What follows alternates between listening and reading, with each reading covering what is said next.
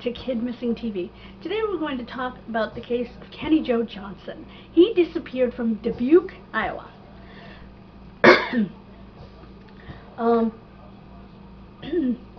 Kenny disappeared on October 10th, 1987. He was 14 years old.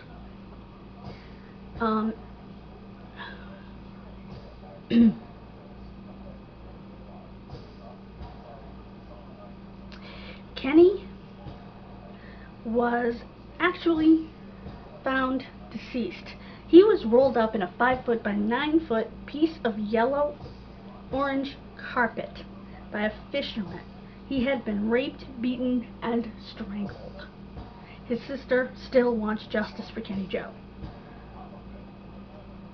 He actually disappeared on the 7th and was found on the 10th. When this hit the news, the man who had actually dumped the carpet, the owner of the carpet, was mortified to find out what his carpet had been used for, and immediately called police and told them, "My God, that was my carpet. Yes, I dumped it. Probably shouldn't have done that, but it was my carpet." It wasn't something the killer brought with him, which was important information for the police. It also meant forensics were useless, because any forensics on the carpet are going to go back to the guy who dumped it. So it was good that he came forward, because that's what I immediately thought of. Also, this boy had a small amount of alcohol in his system. He was 14. Who gives a 14-year-old booze? I know, we talked about this on my podcast in relation to a different case just recently. He had run off from his alternative school, again, 2 days before. He was in the alternative school. They said he had behavioral issues, but actually he had an undealt with learning disability, probably dyslexia or something along those lines, maybe hyperactivity. Well, that wouldn't be a learning disability. Dyslexia, maybe. And so I guess he was frustrated, and that's why he acted out.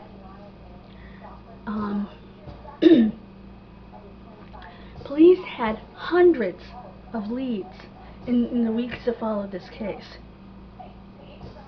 I wonder if they still have, I had said I wonder if they still have the carpet, because they could use different forensic techniques, but that's moot now that we know that the carpet wasn't brought by the killer.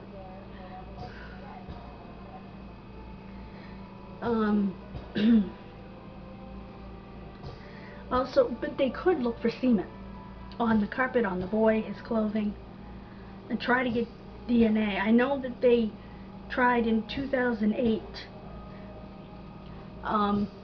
They began looking for DNA in the case.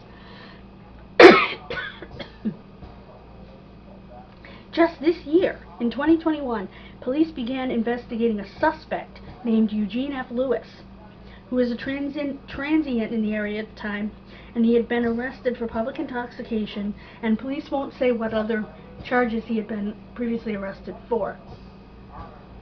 So it makes you wonder if he wasn't a molester.